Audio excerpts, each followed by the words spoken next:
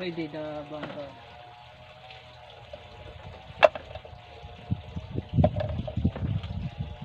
Okay, sa araw na ito ay mag-spray po tayo mga idol. So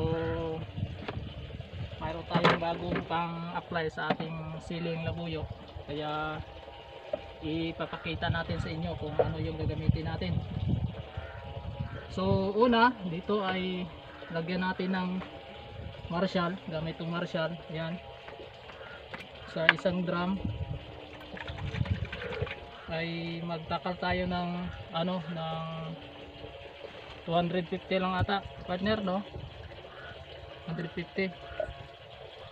So 250 lalagay natin dito ml.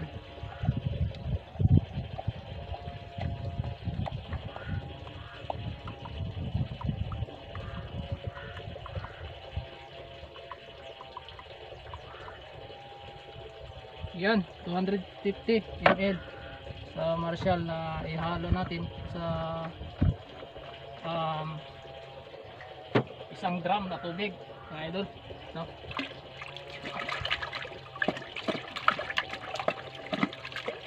Ito talaga ay bago lang natin na itatry itong foliar na ito. Yan, so foliar, Tragus foliar gagamitin natin. So maglagay tayo nito ng bali 800 ml mga idol.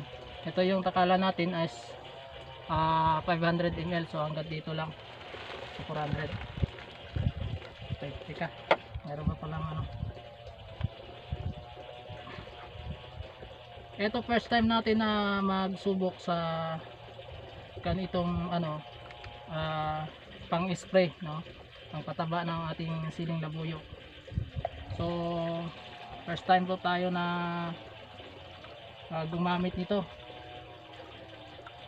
para malaman natin kung ito ay epektibo. So yan, isa 400 ml, kasi dapat ito mga idol ay sa isang drum, isang litro, isa nito. Kaya lang binabaan natin kasi first time tayo na gumamit, baka ano pa ang nangyari sa ating tanim. So first time natin, binabaan natin. So ayan, 800 na, dalawang 400. So first time po natin na sumubok sa paggamit nitong Tragus foliar. Ayan mga idol, kung maganda to, sigurado sa susunod ay ganito pa rin ang ating gagamitin. So ihalo din natin tong ano, ito talaga ay so sa nagko-comment sa ating video na hindi daw natin pinapakita yung mga ginagamit natin, so ito pinapakita natin talaga. Ito yon, isa sa mga ingredients na inahalo natin dito, mga powder, anthracol. The best nito mga idol para sa pagpatibay ng kanyang dahon, pangpataba din, kaya ihalo natin to lahat dito.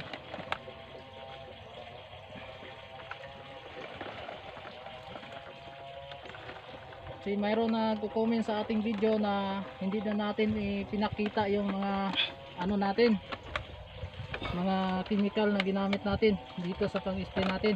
So nagkakamali kayo mga idol. So wala tayong hindi pinakita, no? Sinisikap natin na ipapakita sa inyo yung ginamit natin, no? Yan, no? So yan, so ito po yung gagamitin natin. So, ito po yung i-spray natin dito sa ano. So haluin natin ang mabuti para po na bago natin i-spray, haluin natin mabuti mga idol. So ito po ay first time natin na gumamit nito. So pakita namin sa inyo yung kasunod na magiging resulta ng ating pag-spray, no, sa sili nating labuyo gamit tong mga chemical na ating sinubukan ngayon.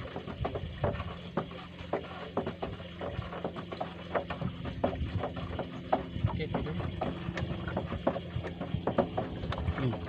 Pare.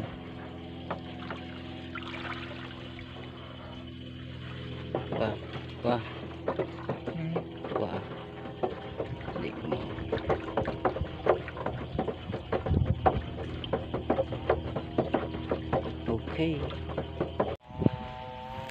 Bali, ito po yung ang i-sprayan natin dito mga idol sa ating hinalo na chemical na pinakita ko doon sa drum kanina. So, i-sprayan natin to ng bagong ano natin, yung foliar na ating sinubukan dito ay para malaman natin kung gaano ka maganda ang magiging resulta nito. So, ayan ang sili na i-spray natin ngayon ay medyo mataba na siya, pero nakikita ko na kulang pa rin yung ano niya kasi maliit yung mga dahon mga idol. Kailangan natin na patibayin yung mga stem nito at saka yung mga dahon, kasi nakikita namin na nalalaglag yung mga bunga nito, kaya siguro nagkukulang tayo sa ating pang-spray na pesticide. Kaya sinubukan na din natin na mag-apply ng Triges dito, Triges foliar, kasi ang Triges foliar ay pwede po siya magpababa ng ano, ng paglaglag ng mga bunga na sanhi na tinamaan ng uod. Kaya sinubukan natin nga i-apply dito. So abangan uli ang ating next vlog kung ano ang maging resulta nito sa ating lubuyo gamit yung Triges foliar at saka yung Antracol saka Marshall. So dati na po tayo nagagamit ng Antracol, so ang bago lang sa atin ngayon ay yung Triges foliar. Ayan na po mga idol, at maraming salamat sa inyong panonood. Paki-share ang ating video.